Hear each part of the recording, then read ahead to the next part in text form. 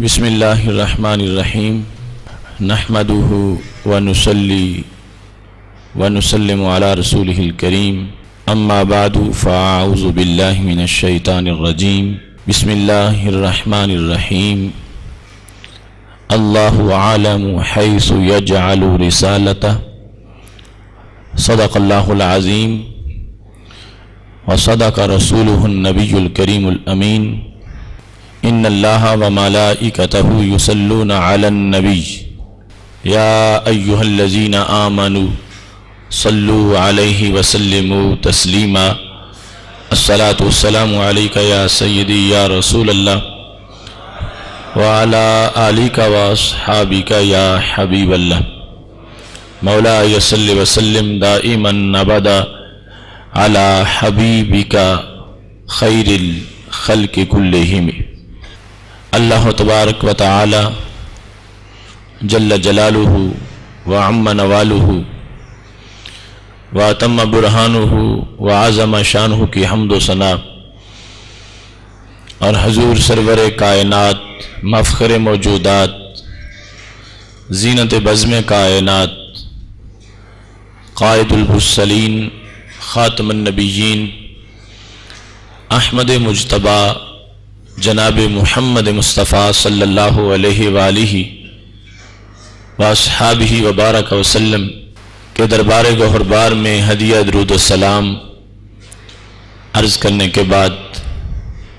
وارثان منبر و محراب ارباب فکر و دانش غیور اہل حق اہل اسلام محتشم حضرات و خواتین،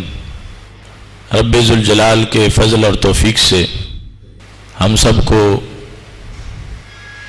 ادارہ صراط مستقیم کے فہم دین کورس میں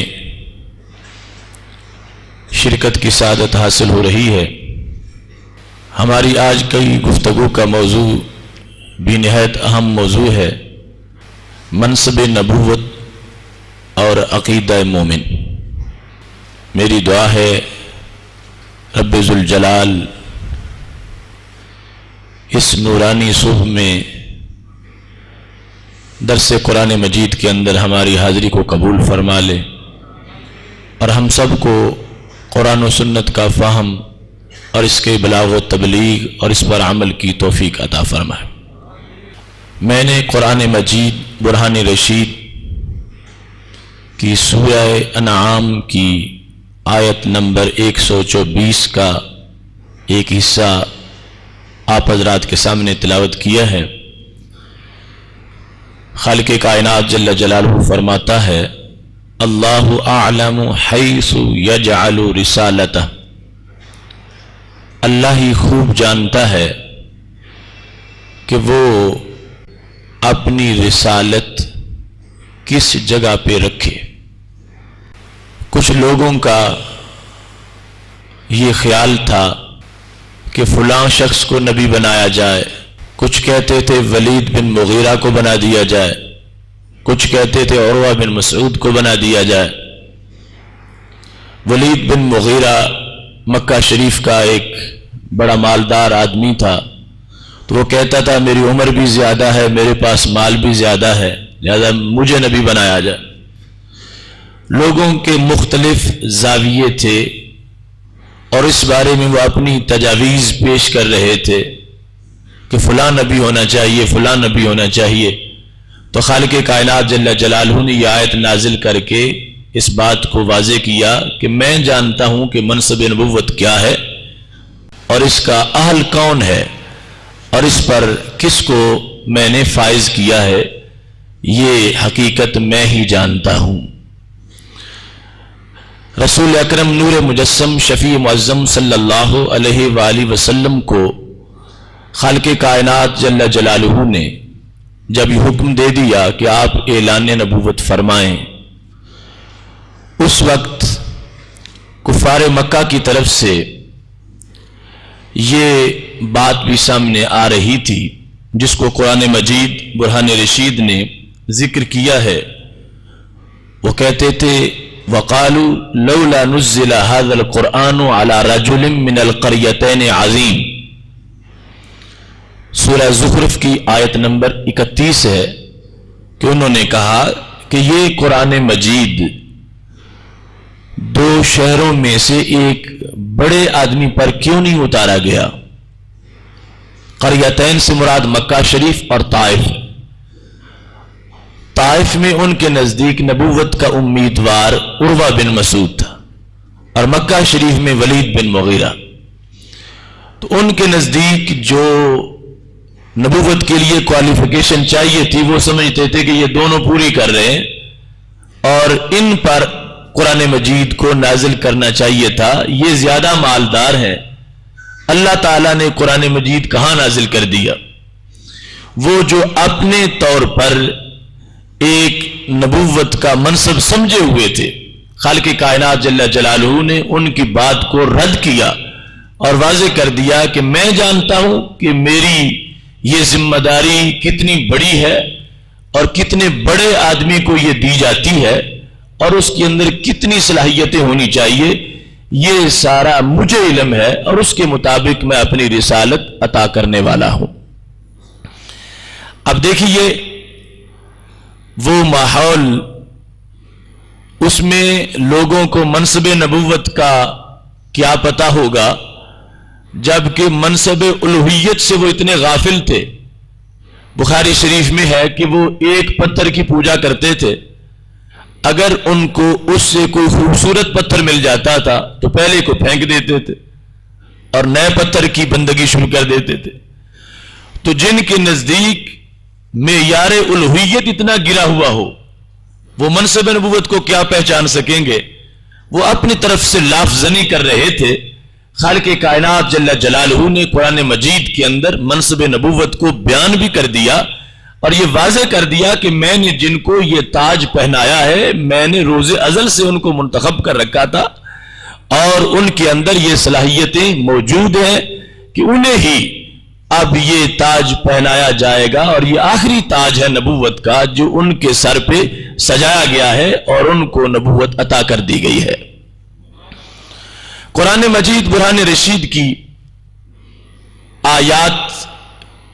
کا اگر ایک سرسری جائزہ مرتب کیا جائے تو رسول اکرم نور مجسم شفیع معظم صلی اللہ علیہ وسلم کی شخصیت اور آپ کا مقام و مرتبہ اس بات کو معین کرتا ہے کہ معیار نبوت اور منصب نبوت کتنا بڑا ہے اور اس کے لیے مومن کو کس طرح محتاط رہنا چاہیے اور اپنا عقیدہ کیا رکھنا چاہیے۔ رسول اکرم صلی اللہ علیہ وآلہ وسلم کی عظمت و شان اور آپ کا منصب نبوت جو ہے اس کے لیے اگر اس آیت کریمہ میں غور کیا جائے جو سورہ ہجر کی آیت نمبر 72 ہے، خالق کائنات فرماتا ہے لعمرک انہم لفی سکرتہم یعمہون، اے میرے محبوب صلی اللہ علیہ وسلم مجھے تمہاری عمر کی قسم، بے شک وہ لوگ اپنے نشے میں بھٹکتے پھرتے ہیں۔ لفظ عمر اور لفظ عمر یہ دونوں مترادف ہیں۔ ہم اپنی بولی میں عمر کا لفظ بولتے ہیں کہ فلاں کی عمر اتنی ہے اور یہی عمر بھی اس میں لغت موجود ہے۔ لعمرک خالق کائنات جل جلالہ رسول اکرم صلی اللہ علیہ وسلم کی عمر مبارک کی قسم، اور اس پر امام راضی رحمت اللہ علیہ نے یہ لکھا ہے کہ صرف رسول اکرم صلی اللہ علیہ وسلم کی ذات ہے انسانوں میں سے اور وہ جو مکلف مخلوق ہے کہ جس کی قسم خالق کائنات نے اٹھائی ہے۔ لعمرک مجھے تمہاری عمر کی قسم، یہ قسم اس بات کو واضح کرتی ہے کہ رسول اکرم صلی اللہ علیہ وسلم کی عمر مبارک کتنی تابناک تھی، کس قدر مقدس تھی، اس کی کتنی عظمتیں تھیں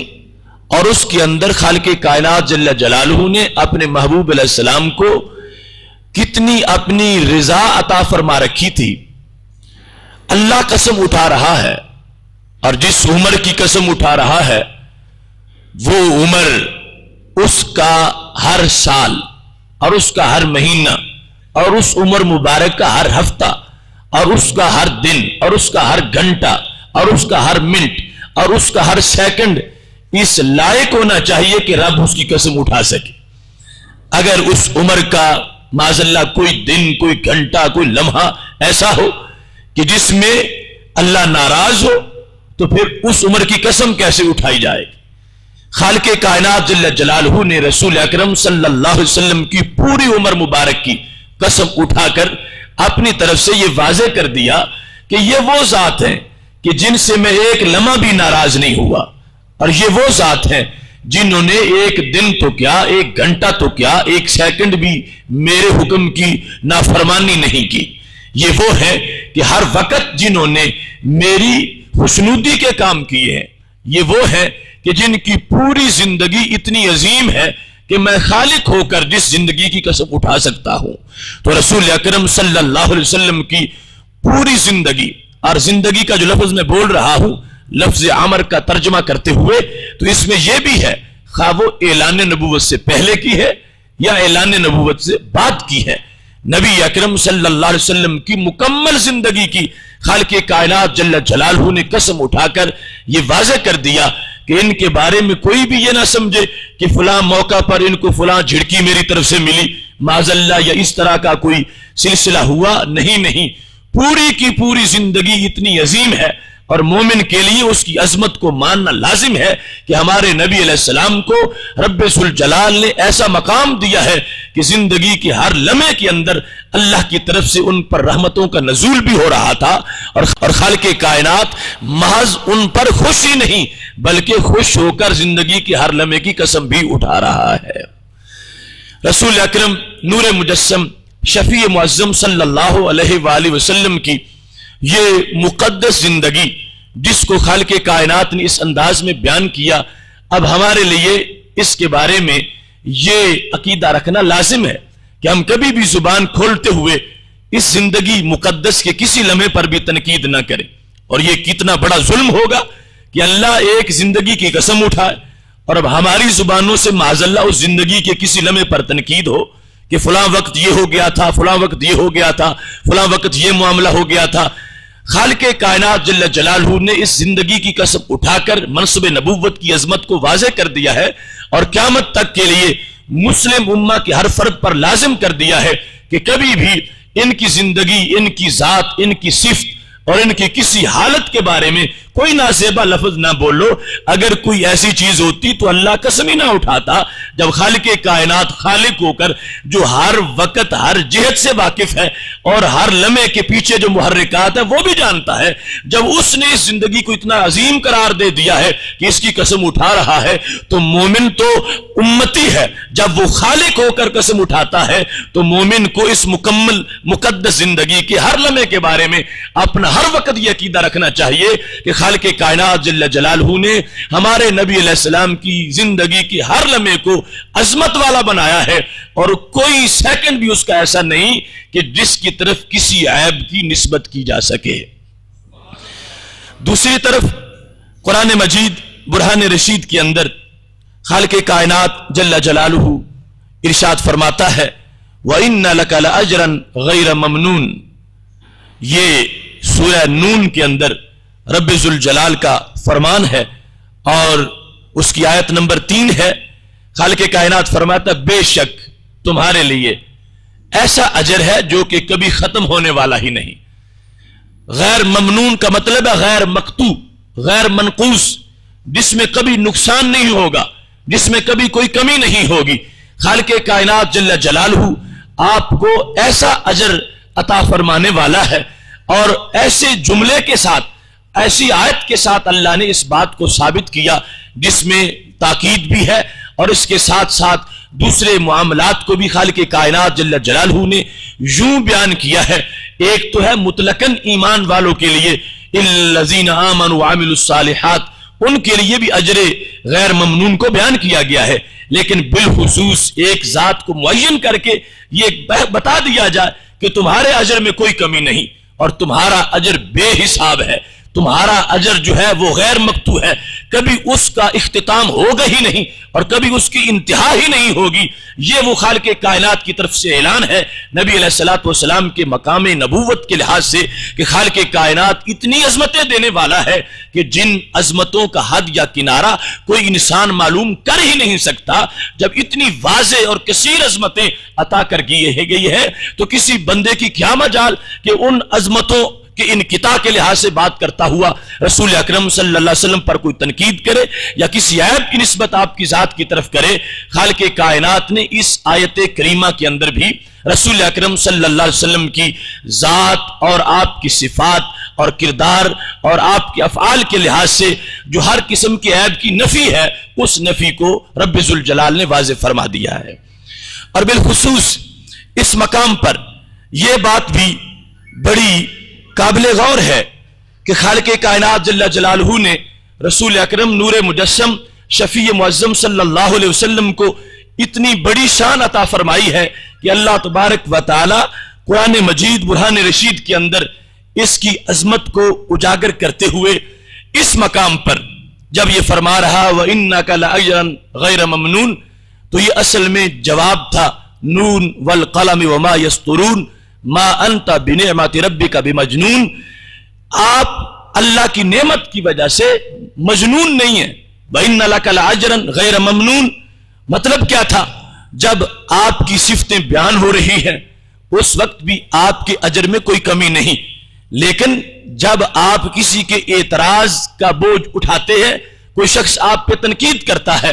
تو اے رسول اکرم صلی اللہ علیہ وسلم یہ اس کی گور گردن کہ وہ تنقید سے جہنمی بن جائے، لیکن اللہ نے اس میں بھی تمہاری شان رکھی ہے کہ وہ جتنی تنقید کرے گا اللہ اس پر اتنا ہی بے حساب اجر عطا فرمائے گا۔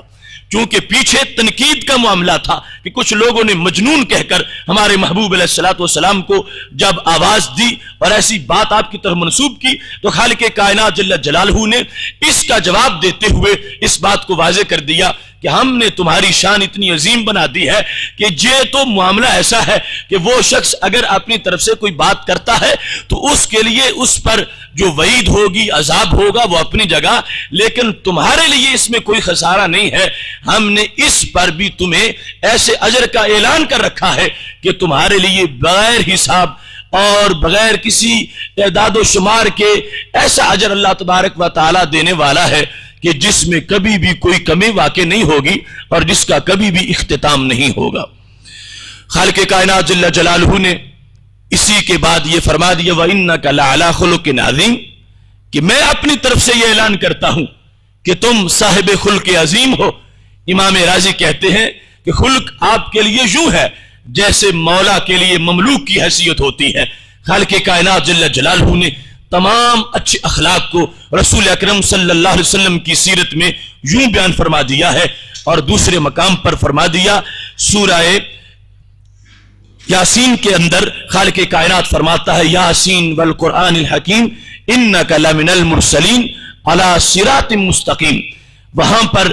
ہر لمحہ جو رسول اکرم صلی اللہ علیہ وسلم کی حالت ہے اس کو اللہ نے حتمی طور پر بیان کر دیا،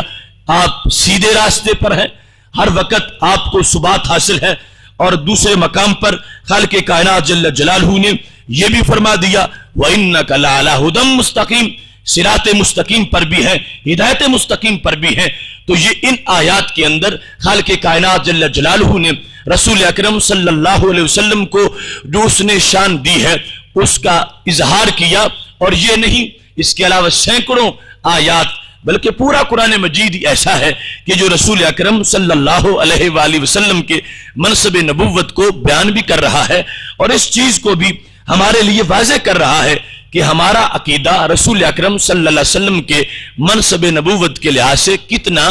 واضح ہونا چاہیے کہ نہ تو آپ کی ذات پر کوئی تنقید ہو، نہ ہی آپ کی صفات پر تنقید ہو، نہ ہی آپ کی تعلیمات پر تنقید ہو، نہ ہی تنقید واضح لفظوں میں ہو، نہ ہی اشارہ اور کنایہ کے لحاظ سے ہو، اور کسی طرح بھی کسی انداز میں بھی کوئی ایسا انداز ہی نہیں ہونا چاہیے کہ جس سے یہ لگے کہ رسول اکرم صلی اللہ علیہ وسلم کے منصب نبوت پر معاذ اللہ کوئی جملہ کسا جا رہا ہے۔ اس انداز میں ہر وقت ماننا لازم ہے کہ کوئی بھی عیب کی نسبت، کبھی بھی معمولی سی عیب کی نسبت بھی رسول اکرم صلی اللہ علیہ وسلم کے ذات، صفات اور کردار کی طرف نہ ہونے پائے۔ تو یہ وہ عقیدہ ہے جو قرآن و سنت نے مومن کے لیے واضح کیا ہے۔ اب اس سلسلہ میں صحیح مسلم شریف کی ایک حدیث شریف میں عرض کرتا ہوں، وہ حدیث شریف جس سے یہ واضح ہوگا کہ رسول اکرم صلی اللہ علیہ وسلم کے بارے میں سوچا ہی نہیں جا سکتا کہ کبھی آپ نے کوئی ایسا کام کیا ہو کہ جس پر کسی کو تنقید کرنے کی کوئی گنجائش مل جائے۔ رسول اکرم صلی اللہ علیہ وسلم کا منصب اتنا بلند و بالا ہے کہ نبی اکرم نور مجسم شفیع معظم صلی اللہ علیہ وسلم سے حضرت عبداللہ بن مسعود رضی اللہ تعالی عنہ روایت کرتے ہیں کہ رسول اللہ صلی اللہ علیہ وسلم فرما رہے تھے، ما منکم من احد الا وقد وکل به قرینہ من الجن وقرینہ من الملائکہ۔ رسول اللہ صلی اللہ علیہ وسلم صحابہ کرام میں بیٹھے ہوئے تھے تو صحابہ کرام کے اجتماع میں فرما رہے تھے، اور خطاب پوری انسانیت کو تھا کہ اے انسانوں، تم میں سے ہر شخص جو ہے اس کے ساتھ ایک شیطان بھی ہوتا ہے اور ایک فرشتہ بھی ہوتا ہے۔ اس فرشتے کی بھی ڈیوٹی لگا دی گئی ہے انسان کے ساتھ، اور اس جن کی ڈیوٹی بھی، جن سے مراد یہاں پر شیطان ہے جو ابلیس کی اولاد ذریت ہے۔ ہر بندے کے ساتھ ایک شیطان کی بھی ڈیوٹی ہے اور ایک فرشتے کی بھی ڈیوٹی ہے۔ فرشتہ اس کو نیکی کی طرف مائل کرتا ہے اور شیطان اس کو بھٹکانے کی کوشش کرتا ہے۔ ہر وقت یہ دونوں قرین ہیں، دونوں ساتھی ہیں انسان کے لیے جو انسان کے ساتھ رہتے ہیں۔ اگر فرشتہ غلبہ پا جاتا ہے تو وہ بندہ مومن، اچھی عادات والا ہوتا ہے، اور اگر شیطان جو ہے اس کے کہنے کو زیادہ انسان مانتا ہے تو فاسق و فاجر ہوتا ہے یا کافر بن جاتا ہے۔ جس وقت رسول اکرم صلی اللہ علیہ وسلم نے یہ بات صحابہ کرام علیہم الرضوان کے سامنے بیان کی تو عجیب سوال صحابہ کرام علیہم الرضوان نے پوچھ لیا، قالوا وَإِيَّاكَ یا رسول اللہ صلی اللہ علیہ وسلم۔ اس سے بھی پتہ چلتا ہے کہ منصب نبوت کو وہ کتنا حساس سمجھتے تھے۔ آج کا کوئی شخص محض اس بات پر ہی وہ کہہ سکتا تھا کہ چونکہ نبی علیہ السلام نے عام انسانوں کے لیے بیان کر دیا ہے تو پھر آپ کا بھی یہی حکم ہوگا۔ صحابہ نے اس پہلے جملے سے یہ فیصلہ نہیں کیا بلکہ باقاعدہ پوچھا، یا رسول اللہ صلی اللہ علیہ وسلم، کیا آپ کی ذات مبارک کا بھی یہی معاملہ ہے کہ آپ کے ساتھ بھی کسی شیطان کی ڈیوٹی لگا دی گئی ہے جو آپ کے ساتھ رہتا ہو اور معاذ اللہ آپ کو وسوسے ڈالتا ہو؟ جس وقت رسول اکرم صلی اللہ علیہ وسلم سے یہ پوچھا گیا، قال وَإِيَّايَ، تو رسول اکرم صلی اللہ علیہ وسلم نے فرمایا، ہاں میرے ساتھ بھی ایک شیطان کی ڈیوٹی لگائی گئی تھی، لیکن صحابہ لیکن اللہ اعاننی علیہ، لیکن کیا ہوا، شیطان آیا تو تھا میرے ساتھ مگر شیطان ہو کے میرے قرب کی وجہ سے شیطان رہ نہیں سکا۔ لیکن اللہ اعاننی علیہ، اللہ نے میری مدد کی اس کے خلاف، وہ میرے ساتھ اس کی ڈیوٹی لگی تھی لیکن اللہ نے مجھے اتنی پاور دی ہے اور اللہ نے مجھے اتنا روک دیا ہے کہ وہ کیا ہوا، فَأَسْلَمَ، شیطان ہو کے کلمہ پڑھ گیا۔ اسلم، اس نے بھی اسلام قبول کر لیا، وہ بھی مطیع ہو گیا، وہ بھی فرما بردار ہو گیا۔ وہ تھا شیطان، میرے ساتھ ڈیوٹی لگ گئی اس کی، اب میری صحبت اس پہ بھی اثر کر گئی۔ وہ اور ہیں جن پہ شیطان کے تیر چلتے ہیں اور شیطان وسوسات ڈالتا ہے اور راستے سے بھٹکاتا ہے اور اللہ کی اطاعت سے دور لے جاتا ہے۔ فرمایا میرے ساتھ ڈیوٹی لگائی گئی تھی اور یہ تقاضا تھا لوگوں کو پتا چلے کہ یہ محبوب وہ ہے کہ جن کے خلاف شیطان حملہ کرنے نکلا تھا، اور اللہ نے ان کو اتنی طاقت دی ہے کہ وہ شیطان بھی پھر وہ شیطان کافر نہیں رہ سکا۔ فرمایا فَأَسْلَمَ، اس نے اسلام قبول کر لیا ہے۔ اب کیا ہے؟ فرمایا لا یأمرنی الا بخیر، اب مجھے مشورہ تو دیتا ہے مگر نیکی کا دیتا ہے، کبھی بھی مجھے مشورہ برائی کا نہیں دیتا، کبھی بھی مجھے مشورہ غفلت کا نہیں دیتا، کبھی بھی مجھے بھٹکانے کی بات نہیں کرتا، کبھی بھی مجھے راہ راستے ہٹانے کی بات نہیں کرتا۔ وہ میرے ساتھ لگایا گیا تھا۔ جو فرشتے ہیں ان کی تو اپنی عظمتیں ہیں کہ انہیں میری وجہ سے کتنی عظمتیں ملی ہیں، یہ جو شیطان میرے ساتھ جس کی ڈیوٹی لگا دی گئی تھی، اس کو اس طرح اس نے میری اطاعت کو قبول کر لیا ہے اور اس نے اسلام قبول کر لیا ہے۔ اب کیا ہے؟ فرمایا شیطان ہونے کے باوجود اب اس نے جب کلمہ پڑھ لیا تو اب کیا صورتحال ہے؟ مجھے اچھائی کے مشورے دیتا ہے اور کبھی بھی برائی کا کوئی مشورہ نہیں دیتا۔ اب اس حدیث صحیح سے جو صحیح مسلم میں ہے وہ سارے وسوسات دور ہو گئے جو آج کچھ لوگوں کی ذہن کی اختراع ہے کہ رسول اکرم صلی اللہ علیہ وسلم بھی معاذ اللہ ہم جیسے ہیں، ان پر بھی شیطان کا حملہ ہو جاتا ہے، وہ بھی یہ کر سکتے ہیں، وہ بھی فلاں کم کر سکتے ہیں، ان سے بھی ایسا ہو سکتا ہے، ان سے فلاں صغیرہ ہو سکتا ہے، یا فلاں جگہ معاذ اللہ بھٹکنے کا احتمال موجود ہے۔ جب میرے محبوب علیہ الصلوۃ والسلام نے واضح کر دیا کہ ڈیوٹی تو اس کی تھی، میرے ساتھ آیا تھا اور وہ بھی قانون خداوندی کی برابری تھی، اور اللہ تعالیٰ نے مجھے اتنی توفیق دی ہے کہ میں نے اس پر اپنے ایسے اثرات مرتب کر دیے ہیں۔ فَأَسْلَمَ، اب اس نے اسلام قبول کر لیا ہے۔ جس نے بھٹکانا تھا جب وہ خود راہ راست پہ آ چکا ہے تو پھر نبی علیہ السلام کے بارے میں یہ کیسے سوچا جا سکتا ہے کہ آپ کی ذات، صفات اور آپ کے کردار اور معمولات میں کوئی ایسی کمی ہو جو کہ عام انسانوں کے اندر یا خواص کے اندر جو بعض معمولی خلاف اولا باتیں آ سکتی ہیں، ایسا اب وہاں تصور بھی نہیں رہا، اس واسطے کہ جو بھٹکانے والا تھا وہ بھی نبی علیہ السلام کی نورانیت کی عکس کی وجہ سے راہ راست پر آ چکا ہے۔ صحیح مسلم کا یہ لفظ جو رسول اکرم صلی اللہ علیہ وسلم کا فرمان ہے فَأَسْلَمَ، اس کو محدثین نے دو طرح پڑھا ہے۔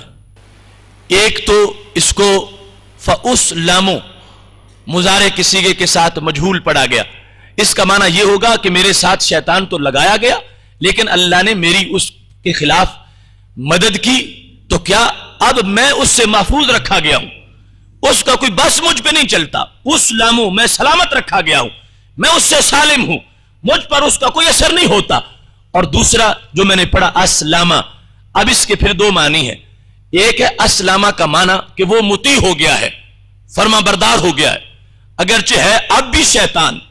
اگرچہ اب بھی کافر ہے، لیکن وہ میرا مطیع ہو گیا ہے، یعنی اب سرکشی نہیں کرتا، بغاوت نہیں کرتا کہ میں راہ راست پہ جا رہا ہوں اور وہ سامنے روکنے کی کوشش کرے، نہیں، وہ مطیع ہو گیا، وہ فرما بردار ہو گیا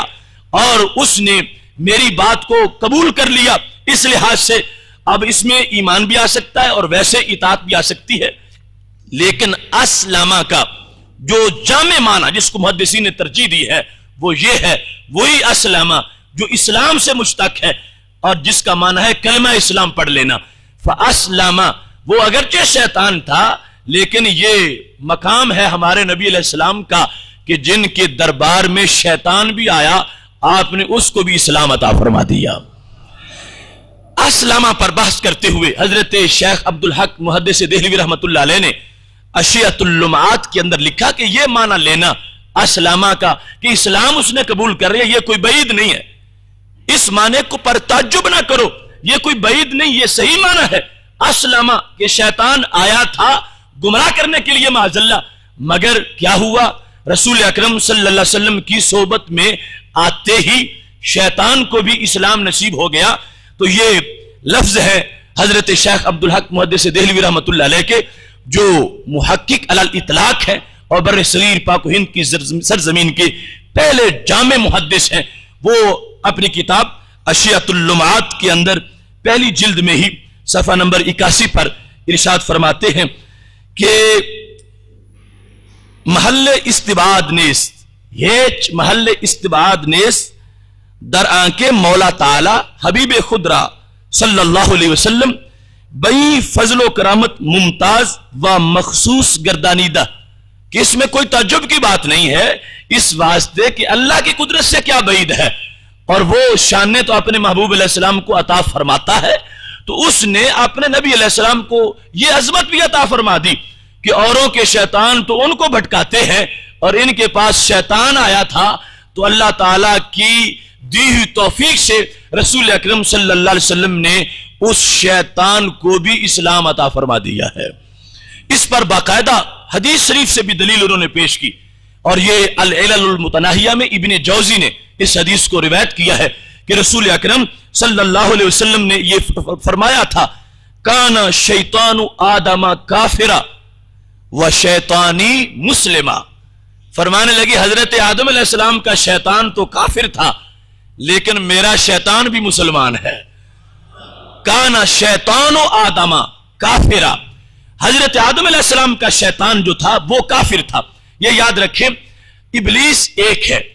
وہ جزئی حقیقی ہے، اور آگے اس کی اولاد میں سے ہر ایک کو شیطان کہا جا سکتا ہے۔ خود ابلیس کو بھی شیطان کہا جا سکتا ہے، اور اس کی ذریت کو بھی شیطان کہا جا سکتا ہے۔ تو میرے نبی علیہ السلام فرما رہے ہیں کہ وہ شیطان جو حضرت آدم علیہ السلام کے ساتھ تھا وہ تو کافر تھا، لیکن اسی کی اولاد میں سے، اگرچہ اس کی اولاد ہونے کے لحاظ سے اس کو شیطان ہی کہا جائے گا، لیکن میرے ساتھ آنے کی وجہ سے اس کو مسلمان کہا جائے گا۔ شیطانی چونکہ میری طرف منسوب ہو گیا ہے، میرے پاس آ گیا ہے، شیطانی مسلمہ۔ اتحاف السادۃ المتقین کے اندر بھی اس حدیث شریف کو روایت کیا گیا ہے، النہایۃ الجزریہ میں بھی اس کو روایت کیا گیا ہے، اور اس سے بھی اس معنی کی پوری طرح وضاحت ہوگی اور اس کی تائید ہو گئی کہ واقعی فاسلمہ میں یہ معنی کرنا بالکل واضح ہے، اور حدیث جو دوسرے مقام پر بھی اس کی حمایت کر رہی ہے کہ وہ آیا تو تھا، میرا قرین بنایا تو گیا تھا ایک جن کو، شیطان کو میرے ساتھ، لیکن فاسلمہ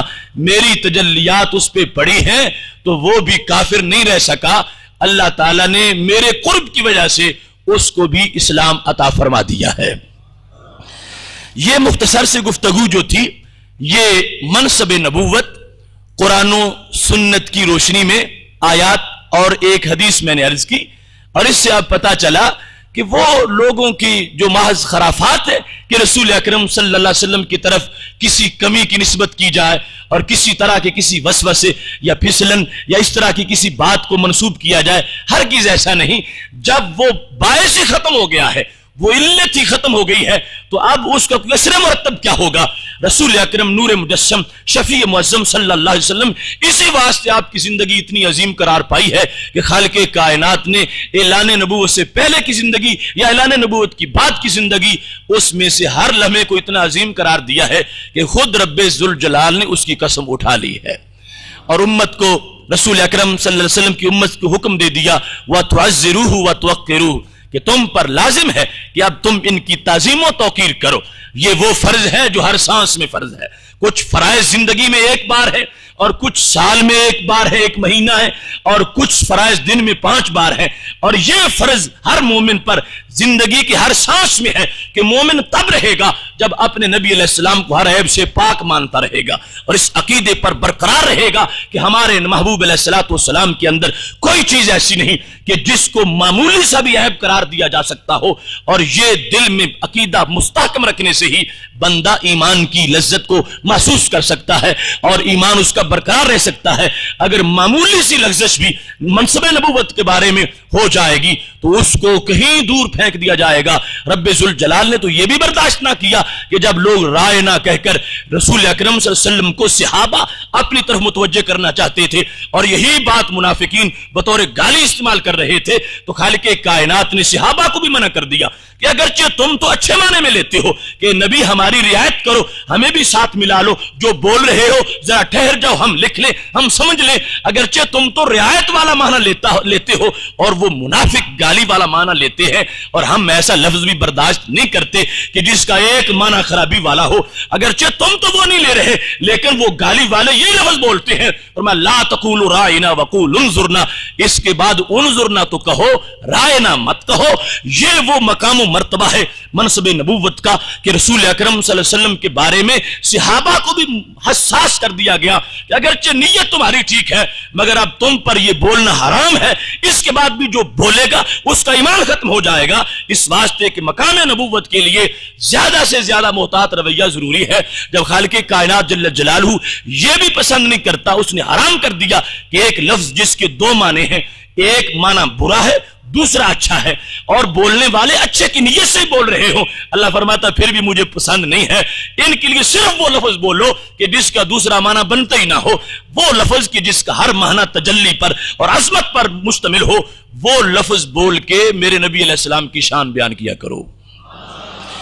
اب دوسرے مقام پر حدیث شریف سے میں یہ حوالہ عرض کرنا چاہتا ہوں کہ عقیدہ مومن، منصب نبوت اور عقیدہ مومن،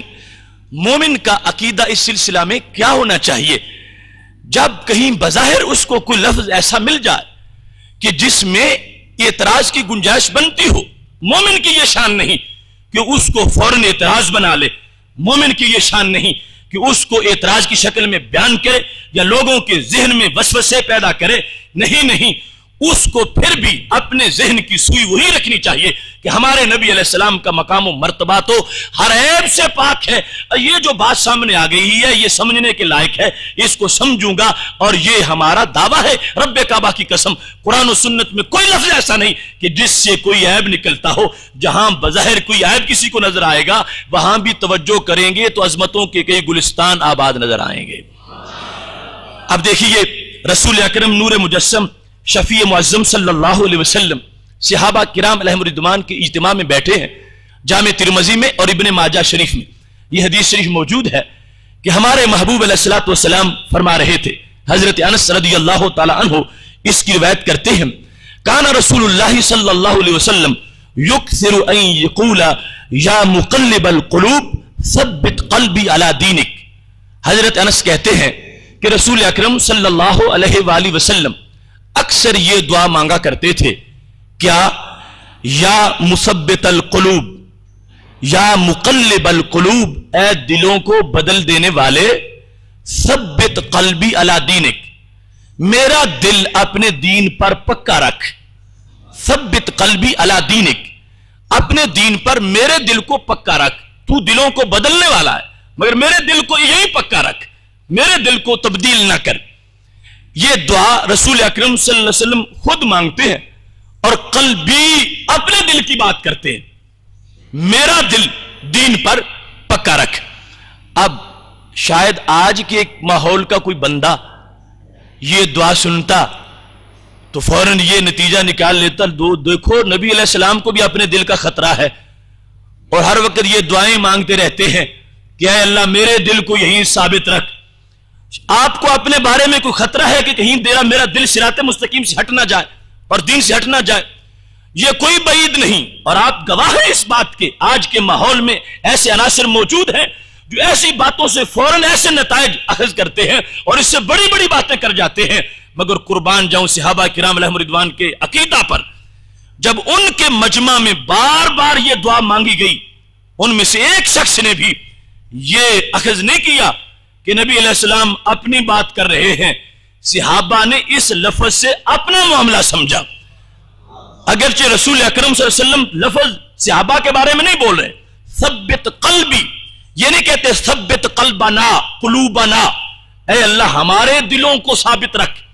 دعا یہ ہے ثبت قلبی، اے اللہ میرے دل کو اپنے دین پر ثابت رکھ، دعا یہ ہوتی ہے۔ لیکن صحابہ کرام علیہم رضوان کا سوال کیا تھا؟ قربان جاؤں منصب نبوت کو سمجھنے والے اس کی عظمت کو کتنا سمجھتے ہیں اور اس پر کتنا پہرا دیتے ہیں۔ صحابہ کرام علیہم رضوان کہتے ہیں، حضرت انس خود کہنے لگے، فقلت یا نبی اللہ، میں نے کہا اے اللہ تعالیٰ کے محبوب صلی اللہ علیہ وسلم، آمنا بکا، ہم آپ پر ایمان لے آئے، وبما جئت بہ، اور آپ کی شریعت پر بھی ایمان لے آئے، ہم نے آپ کو بھی مانا اور آپ کی شریعت کو بھی مانا، فَهَلْ تَخَافُ عَلَيْنَا، کیا آپ کو ہمارے بارے میں کوئی خطرہ ہے کہ ہمارا دل ہٹ جائے گا؟ هَلْ تَخَافُ عَلَيْنَا، کیا آپ کو ہمارے بارے میں خطرہ ہے؟ دعا مانگتے رہتے ہو کہ اب ہمارے دل پھر ہٹ جائیں گے۔ تخاف علینا، یہ جملہ بڑا قابل غور ہے۔ رسول اکرم صلی اللہ علیہ وسلم نے بات ثبت قلبی سے کی کہ میرا دل ثابت رکھ، اور صحابی کہتے ہیں تخاف علینا، یا رسول اللہ صلی اللہ علیہ وسلم یہ جو دعائیں آپ مانگتے ہیں حقیقت میں بات ہماری ہے، بات آپ کے دل کی نہیں، بات ہمارے دل کی ہے۔ اب دیکھو لفظ تھا رسول اللہ صلی اللہ علیہ وسلم کی ذات کے بارے میں، لیکن صحابہ میں سے کسی نے یہ نہیں سمجھا کہ ہمارے نبی علیہ السلام کو بھی معاذ اللہ بھی تک کوئی پک اور یقین ہی نہیں کہ میرا کیا بنتا ہے، اور بار بار ثبت قلبی قلبی کہتے ہیں، کسی کو یہ خدشے نہیں ہوا۔ صحابہ سمجھ گئے ہیں کہ رسول اکرم صلی اللہ علیہ وسلم اپنے دل کی دعا مانگ کے حقیقت میں ہمارے لیے دعا مانگ رہے ہیں۔ حل تخاف علینا، ورنہ اگر سرکار کے بارے میں اندیشہ ہوتا تو صحابہ کا سوال یہ ہوتا، کہتے حل تخاف علیکا علی نفسے کا، یا رسول اللہ صلی اللہ علیہ وسلم کہ ابھی تک آپ کو اپنے بارے میں بھی خطرہ ہے کہ دل ہدایت سے ہٹ جائے گا؟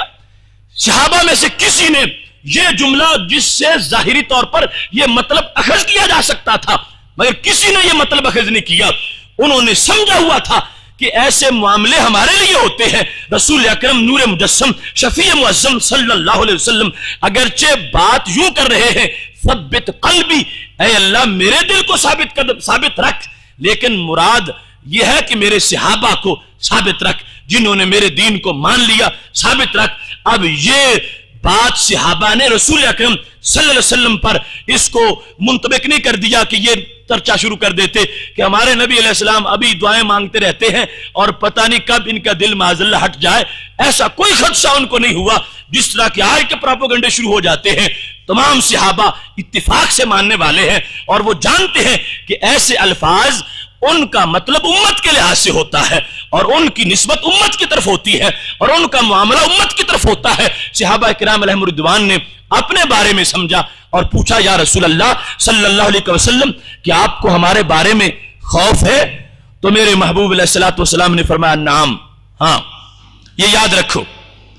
میرے نبی علیہ الصلوۃ والسلام نے بالآخر یہ گارنٹی بھی دے دی تھی، بخاری میں ہے، لا اخاف علیکم ان تشرکوا بعدی، میرے صحابہ اب مجھے تمہارا کوئی خطرہ ہی نہیں ہے کہ تم میرے بعد مشرک بنو گے، تم نہیں بنو گے، میں گارنٹی دے رہا ہوں۔ بخاری کی حدیث شریف ہے، اور یہ ابھی ابتدائی مراحل تھے اور ان کو ابھی مزید تیار کرنا چاہتے تھے اور پکا کرنا چاہتے تھے اور ساتھ اللہ کی قدرت اور اس کے تصرفات کا بیان کرنا چاہتے تھے۔ فرمایا، ہاں، اس واسطے ان القلوب بین اصبعین من اصابع اللہ، اس واسطے کہ بندے کا دل اللہ کی دو انگلیوں کے درمیان ہے، جو اس کی شان کے لائق انگلیاں ہیں، فرمایا وہ بدلتا ہے جیسے چاہتا ہے۔ تو اس واسطے میں تمہارے لیے دعا مانگ رہا ہوں کہ دل مستحکم رہیں، دل پکے رہیں، اور نتیجتاً یہ فرما دیا قسم اٹھا کے، واللہ لا اخاف علیکم ان تشرکوا بعدی، فرما خدا کی قسم ہے مجھے تمہارے مشرک ہو جانے کا کوئی خطرہ نہیں، اب تم کبھی بتوں کو سجدہ نہیں کرو گے۔ یہ ہو سکتا ہے کہ دنیا کی محبت آ جائے اور تم اس میں لگ جاؤ، لیکن اب تم میں کبھی بھی شرک نہیں آ سکے گا۔ تو یہ مطلب تھا اس حدیث کو بیان کرنے کا کہ جب قرآن و سنت کے اندر کوئی ایسا لفظ آ جائے کہ جس میں بظاہر کوئی ایسی صورتحال نظر آ رہی ہو، مومن کی یہ شان نہیں کہ فوراً اس سے اعتراض اخذ کرے، مومن کی یہ شان ہے کہ اس کو اس پس منظر میں دیکھے جس میں پہلے مومنین نے دیکھا ہے، جن کے بارے میں اللہ نے فرما دیا، فَإِنْ آمَنُوا بِمِثْلِ مَا آمَنْتُمْ بِهِ فَقَدِ اهْتَدَوْا، اگر ایمان چیک کرنا چاہتے ہو تو صحابہ کے ایمان جیسا بنا لو، پھر ایمان معتبر ہوگا۔ تو ان کا یہ ہے کہ جہاں لفظ میں گنجائش بنتی بھی تھی،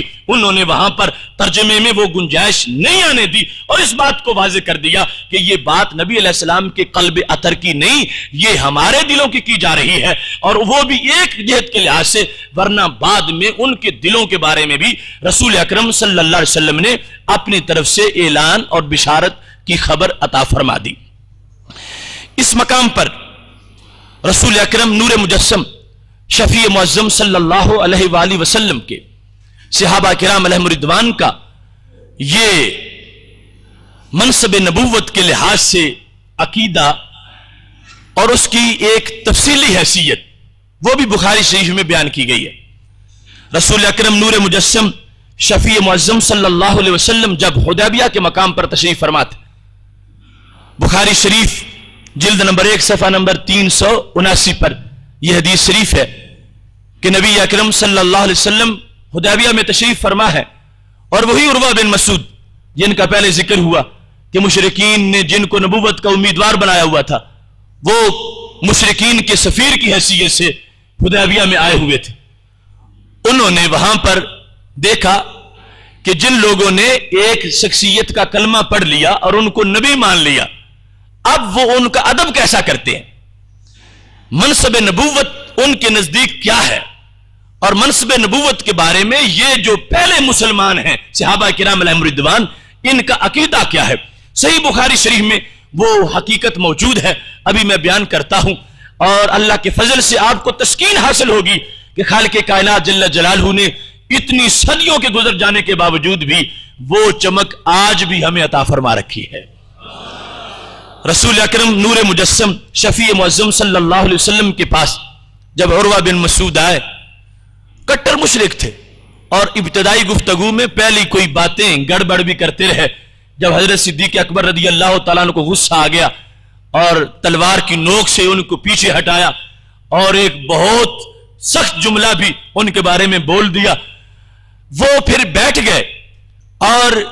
اس انداز میں رسول اکرم صلی اللہ علیہ وسلم کے پاس عروہ بن مسعود بیٹھے ہوئے تھے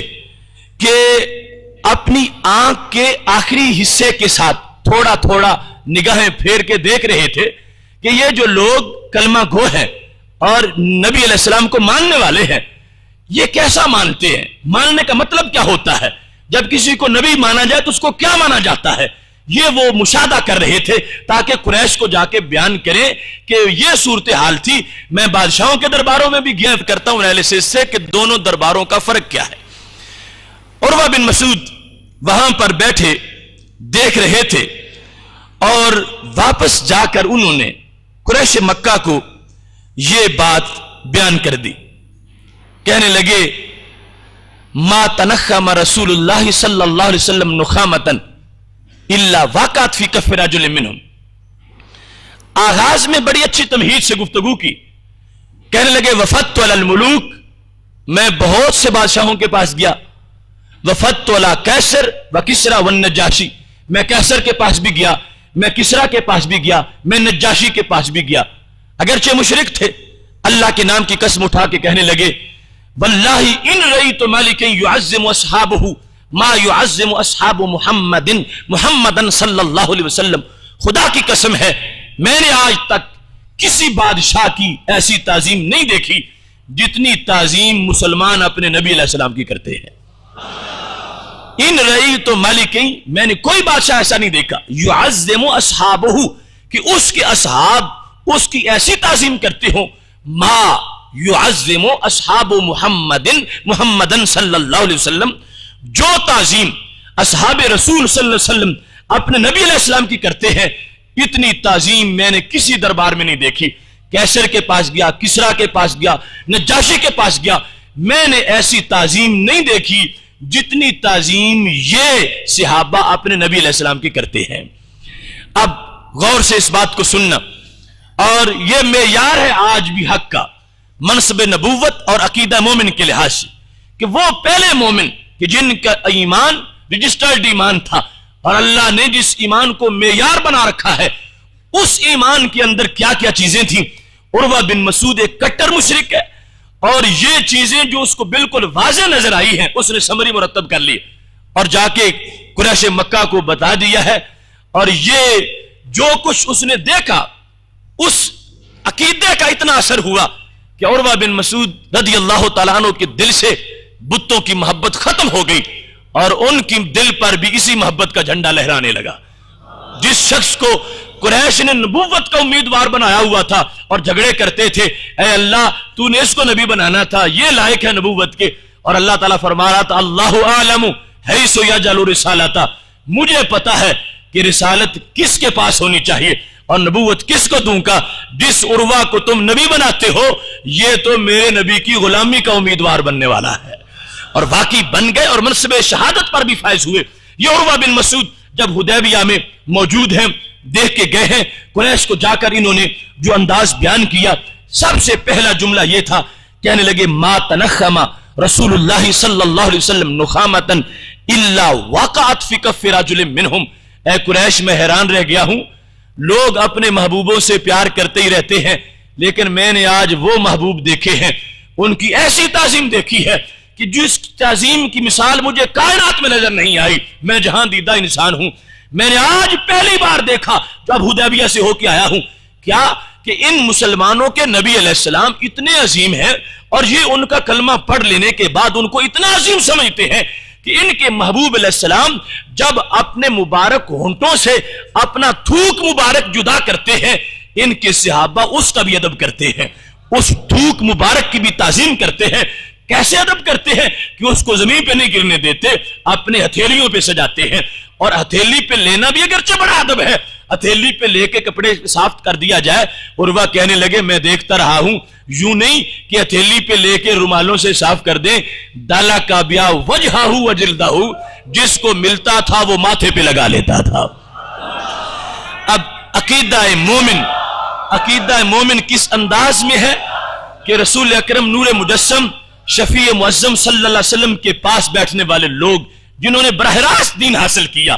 آج تو ہمیں تانے مل سکتے ہیں کہ تم نے غلو کر لیا ہے، تم یہ پرست ہو گئے ہو، وہ پرست ہو گئے ہو، یہ توہم پرستی ہے، یہ فلاں چیز ہے۔ اب ان کو کون توہم پرست کہے گا؟ کوئی نہیں کہہ سکتا، یہ حق پرست لوگ ہیں اور رسول اکرم صلی اللہ علیہ وسلم کے پاس بیٹھے ہوئے ہیں۔ اگر کوئی گڑبڑ ہوتی تو نبی علیہ السلام فوراً روک دیتے، روکا نہیں، انہوں نے خوشی کا اظہار کیا ہے۔ اب یہ صحابہ کرام علیہم رضوان ہیں، نبی اکرم صلی اللہ علیہ وسلم کے لعاب دہن کو جب انہوں نے وصول کیا ہے تو کیا بتا رہے تھے؟ لوگوں یہ نہ سمجھنا بعد میں کہ تم ان کہتے رہو یہ ہمارے جیسے ہیں، ہم ان جیسے ہیں۔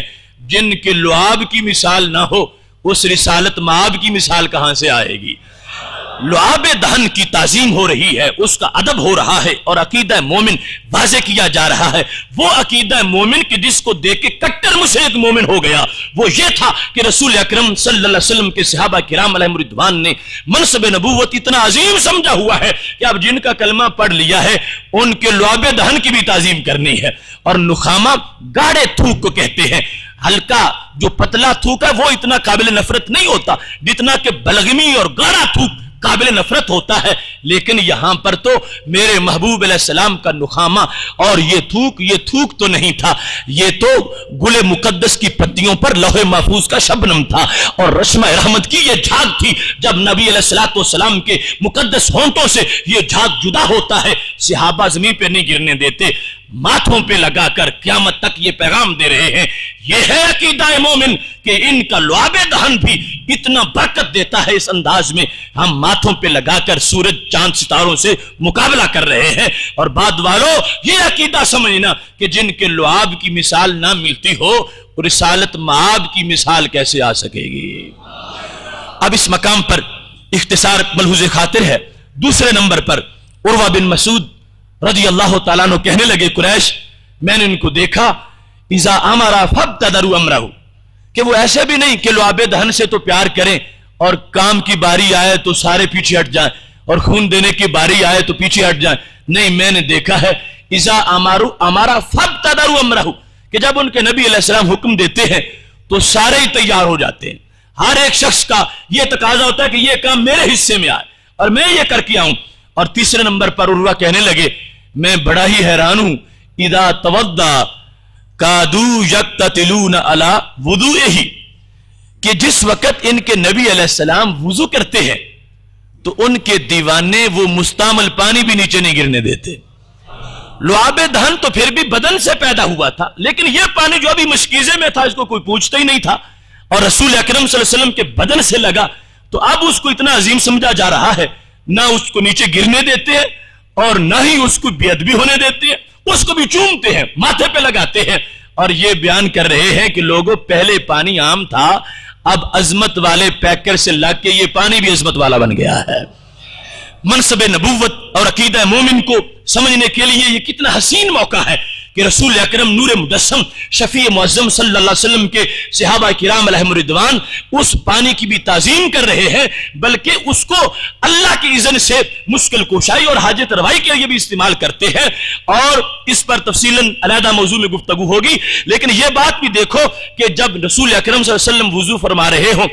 اور اتنے سینکڑوں لوگ پانی کے لیے جھڑپ کر رہے ہوں، جھگڑا کر رہے ہوں، یقتتلون، ویسے تو شیر و شکر ہے، کوئی جھگڑا ہی نہیں، لیکن اس میں جھگڑا بھی کرتے ہیں، اور میرے نبی علیہ السلام نے ایک مرتبہ بھی منع نہیں فرمایا،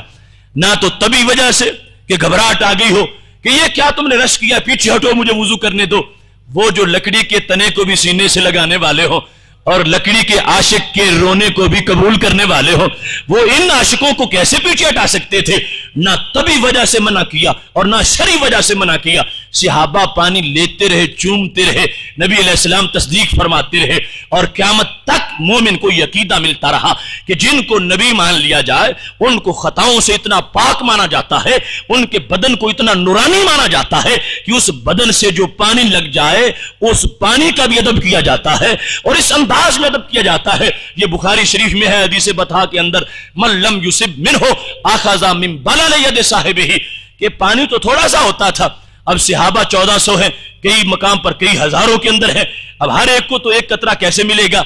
تو وہ خود ان کی محبت نے فیصلہ کر لیا کہ جس صحابی کے ہاتھ پہ کوئی قطرہ گرا ہے بھائیو اس ہاتھ کو ہی ہاتھ لگا لیتے ہیں۔ من لم یصب منہ اخذ من بلل ید صاحبہ، جس کو نہیں ملتا تھا وہ اس تر ہاتھ کو ہاتھ لگاتا تھا جس پہ کوئی قطرہ گرا ہے۔ تو وہ کیا ثابت کر رہے تھے؟ لوگوں ہم توہم پرست نہیں، ہم حق پرست ہیں، اور اس بات کو واضح کر رہے ہیں کہ رسول اکرم صلی اللہ علیہ وسلم کا جو منصب نبوت ہے اس کی عظمت کا تقاضا یہ ہے کہ ان کا بدن تو عظمت والا ہے ہی، بدن کی تو کوئی مثال نہیں، اس سے جو پانی لگا وہ بھی بے مثال ہے، اور وہ پانی جس ہاتھ پہ لگ گیا وہ بھی بے مثال ہے۔ اب اس ہاتھ کو صحابہ کرام علیہم رضوان ہاتھ لگا کر اس حیثیت کو واضح کر رہے ہیں کہ رسول اکرم نور مجسم شفیع معظم صلی اللہ علیہ وسلم کی طرف جو کئی سلسلوں سے چیز منسوب ہو جاتی ہے وہ چیز بھی ہمارے نزدیک محترم اور عظمت والی بن جاتی ہے۔ اب اس مقام پر یہ 3 چیزیں آپ نے سماعت کر لی۔ چوتھے نمبر پر عروہ بن مسعود کفار کو جا کر یہ بتاتے ہیں کہ کفار یہ بھی دیکھو، قریش اذا تکلم خفضوا اصواتهم، ان کے پاس بیٹھنے والے وہ شیر دل جن سے حکومتیں کانپتی ہیں